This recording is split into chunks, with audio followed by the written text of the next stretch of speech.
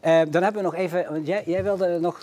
Ja, de trainer van MVV die doet het eigenlijk fantastisch. Berne, seizoen, dit seizoen doet hij het eigenlijk ook boven verwachting goed met materiaal. Is wat hij enorm hersteld. Ik heb begrepen dat hij nog steeds niks van de club gehoord heeft. Zijn contract loopt af. Er is nog geen gesprek of niks geweest. En Robbie wil terug naar het veld. Het kan niet anders. Nee, ik ben nou even een lans breken.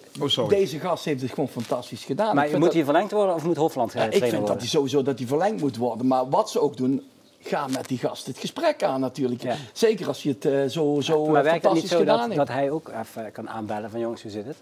Maar hier zit een TD. Zou jij al met hem gesproken hebben nu? Poeh, ik kan niks zeggen over hypothetisch. MVV, de situatie bij MVV. Nee, hypothetisch. Maar het kan wel, tuurlijk. Als je overtuigd bent, dan kun je al in een vroeg stadium zitten. Op basis van de resultaten zou je nu al in ieder geval duidelijkheid moeten geven, alleen al uit respect. Dat was mijn punt. Ja.